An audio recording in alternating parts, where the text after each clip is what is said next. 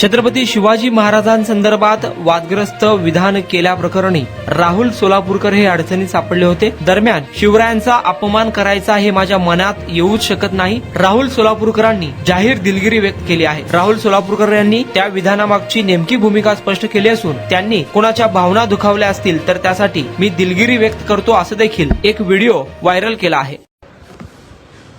नमस्कार. छत्रपती शिवाजी महाराज की जय. मी अभिनेता राहुल सोलापूरकर. साधारण 1.5-2 महिन्यापूर्वी रीमा अमरापूरकर यांच्या एका पॉडकास्टवरती मी एक 50 मिनिटं मुलाखत दिली होती. त्या मुलाखतीच्या दरम्यान एका प्रश्नाला उत्तर देताना मी इतिहास आणि इतिहासातल्या रंजक गोष्टी कशा बनतात याविषयी बोलताना छत्रपती शिवरायांच्या आग्र्याहून सुटका या विषयावरती काही गोष्टी बोललो. बिकानेरच्या राजवाड्यामधले काही पुरावे, राजस्थानची काही कागदपत्र, फारसी उर्दू अशा ग्रंथांमधले आणि औरंगजेबाच्या जवळच्या माणसांचे काही गोष्टी या ज्या वाचायला अभ्यासायला मिळालेल्या होत्या त्यामधल्या काही गोष्टी सांगून मी बोललो. आणि हे बोलताना महाराजांनी कोणाला रत्न दिली, कोणाला पैसे दिले, काय काय केलं हे सगळं याचं फक्त एकत्रीकरण करताना महाराजांनी इतर लोकांना औरंगजेबाच्या जवळच्या कशा पद्धतीने आपल्या बाजूला वळवून घेतलं आणि तिथनं स्वतःची सुटका करून घेतली हा विषय मांडताना मी लाच हा शब्द वापरला. साम दाम दंडभेद अशा चारही पद्धतीने छत्रपती शिवराय फार मोठे राज्यकर्ते होऊन गेले याविषयी मी वेगळं सांगायची गरज नाही. किंबहुना छत्रपती राजर्षी शाहू महाराजांची भूमिका मी अत्यंत व्यवस्थितपणे पार पाडली होती, अत्यंत नेकीनं सगळा इतिहास अभ्यासून. आणि जगभर गेली अनेक वर्ष वंदनीय पूजनीय छत्रपती शिवाजी महाराज यांच्याविषयीची अनेक विषयांवरची व्याख्यानं जेवढा अभ्यास माझा आहे त्याप्रमाणे उत्तमरित्या देण्याचा मी प्रयत्न करत असतो आणि जगभरच्या लोकांनी ते वाखाणलेलं आहे. त्यामुळे छत्रपती शिवरायांचा अपमान करायचा हे माझ्या मनात येऊ सुद्धा शकत नाही, त्याचा विचार सुद्धा होऊ शकत नाही.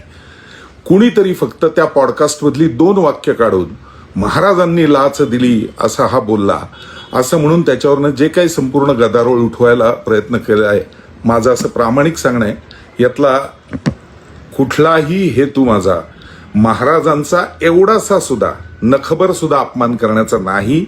मी इतिहास रंजक कसा केला जातो यासाठी काय काय गोष्टी भरल्या जातात हे सांगण्याचा फक्त प्रयत्न करत होतो.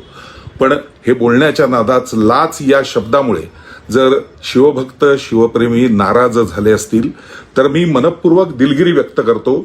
छत्रपती शिवरायांचं गुणगान गातच आयुष्यभर मी मोठा झालेलो आहे. गडकिल्ल्यांवरनं वाढलेलो आहे. रायगडावरची डॉक्युमेंटरी त्यासाठीच मी केलेली होती की आपण कसं पंढरपूरच्या जसा वारकरी असतो त्याच भावनेने छत्रपतींच्या समाधीसमोर नतमस्तक झालं पाहिजे. अनेक कार्यक्रमांना आणि महाराजांच्या इतर सर्व गोष्टींना सातत्याने वंदन करून पुढे जाणार आहे मी शिवप्रेमी नागरिक आहे महाराष्ट्रातला. त्यामुळे ज्या कोणाला असं वाटत असेल की मी काही बोलल्यामुळे भावना दुखावल्या, शिवाजी महाराजांना कमी लेखण्याचा प्रयत्न केला, तर असं माझ्याच्यानी स्वप्नात सुद्धा होऊ शकत नाही. हे कायम लक्षात ठेवा. माझं प्रामाणिक मत एवढंच आहे की याच्यावरनं उगाच काहीतरी महाराष्ट्रात गदारोळ उठवू नका. तुम्ही म्हणत असाल तर इथून पुढे शिवाजी या विषयावर मी बोलणं सुद्धा बंद करेन. मी जो काही विषय मांडण्याचा प्रयत्न केला होता तो विषय मांडताना मी फक्त मूळ इतिहास आणि रंजकता असा विषय घेऊन त्याविषयी बोललेलो होतो.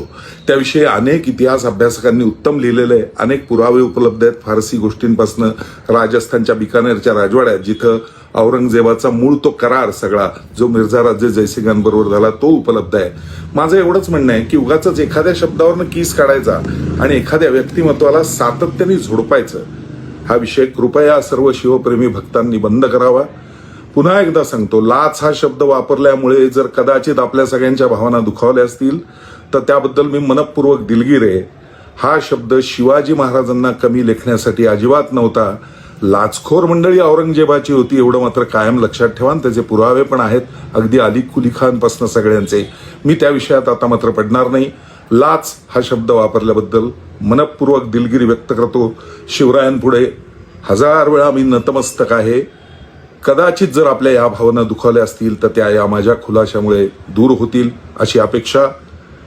जय जिजाऊ, जय शिवराय, भारत माता की जय, वंदे मातरम.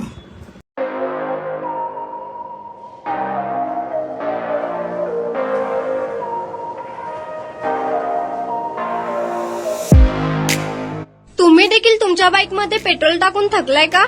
मग चिंता का करताय? लुनिया ईव्ही हब घेऊन आले आहेत तुमच्यासाठी ई बाईक. सोलापुरातील ई बाईकचे भव्य शोरूम म्हणजे लुनिया ईव्ही हब.